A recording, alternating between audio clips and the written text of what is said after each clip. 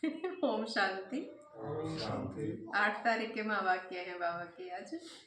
बाबा ने कहा, मीठे बच्चे, बाप की श्रीमत तुम्हें 21 पीढ़ी का सुख दे देती है। इतनी न्यारी मत बाप के सिवाय कोई दे नहीं सकता। तुम श्रीमत पर चलते रहो। प्रश्न है, अपने आप को राज तिलक देने का सहज पुरुषार्थ क्या है? बताइए, अपने आप को राज तिलक देने का पुरुषार्थ क्या है?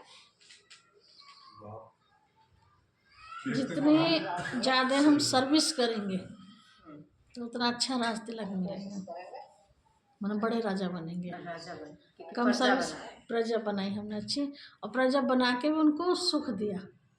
पहले तो हम अपनी प्रजा पे कंट्रोल करेंगे यार, यहाँ बैठेंगे, पहले तिलक देंगे, अपना आप देंगे, कर्म इंद्रियों के राजा बनेंगे, स्वराज्य स्वराज अधिकारी बनेंगे पहले। और पढ़ाई कभी मिस नहीं करेंगे, स्वयं को ही तिलक लगाएंगे पहले।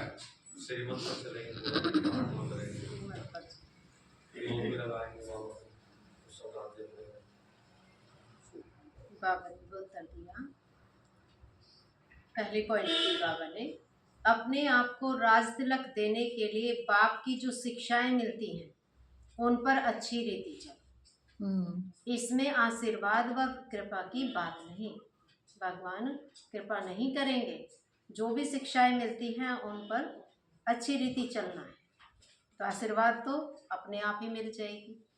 दूसरी पॉइंट है, फॉलो फादर करो, दूसरे को नहीं देखना है, मन मना खाओ।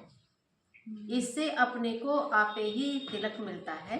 पढ़ाई और याद की यात्रा से ही तुम बेगर टू प्रिंस बनते। तो इसलिए क्या करना है, ब्रह्मा बाबू को फॉलो करना है, हर समय मन मना भाव की स्थिति में रहना है, और पढ़ाई और याद की यात्रा में बेगर टू प्रिंस बनना है। सबको भूल करके किसे याद करें? पढ़ाई और बाप को, यात्रा पर रहना। गीत दिया बाबा ने, ओम नमः शिवाय, ओम शांति। ओम शांति। जब बाप और दादा ओम शांति कहते हैं तो 2 बार भी कह सकते हैं, क्योंकि दोनों एक में, तो दोनों को हो जाएगी ओम शांति ना, बाबा को भी और दादा को भी। तो दोनों का इकट्ठा आवाज भी होता है, अलग अलग भी हो सकता है। यह एक वंडर है। दुनिया में यह कोई नहीं जानते कि परमपिता परमात्मा इनके शरीर में बैठ ज्ञान सुनाते हैं। यह कहाँ भी लिखा हुआ नहीं है।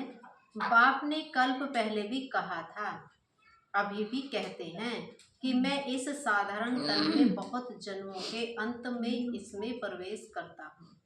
कल पहले भी कहा था, अब भी कहता है। तो इनका आधार लेता हूँ। तो गीता में कुछ न कुछ ऐसे बोल हैं जो कुछ रियल भी हैं, और यह रियल अक्षर हैं। मैं बहुत जन्मों के अंत में प्रवेश करता हूँ। कैसे ये नहीं बुला रहे, मुरली में तो बुला लो, इनको भी बाद में कर लेंगे। तो बाबा ने कहा, मैं बहुत जन्मों के अंत में प्रवेश करता हूँ, जबकि यह वानप्रस्थ अवस्था में है। इनके लिए यह कहना ठीक है। पहले पहले सतयुग में जन्म भी इनका है, फिर लास्ट में वानप्रस्थ अवस्था में है, जिसमें यही बाप प्रवेश करते हैं। तो इनके लिए ही कहते हैं, यह नहीं जानते कि हमने कितने पूर्ण जन्म लिए हैं। शास्त्रों में 84 लाख पूर्ण जन्म लिख दिया है। यह सब है भक्ति मार्ग। इनको कहा जाता है भक्ति कल्ट। ज्ञान कांड अलग है और भक्ति कांड अलग है, क्योंकि 84 जन्म किस में कहा है, 84 लाख योनियां किस में कहा है, भक्ति मार्ग में। और ज्ञान मार्ग में क्या सिखलाया है बाबा ने कि हमारे 84 लाख योनियां नहीं होती, सिर्फ 84 जन्म होते हैं। तो भक्ति करते करते उतरते ही आते हैं। यह ज्ञान तो एक ही बार मिलता है। बाप एक ही बार सर्व की सद्गति करने आते हैं।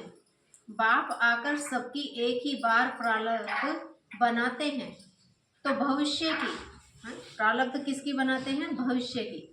तो तुम पढ़ते ही हो भविष्य नई दुनिया के लिए, पुरानी दुनिया के लिए नहीं, नई दुनिया के लिए बाबा पढ़ाई पढ़ा रहे हैं।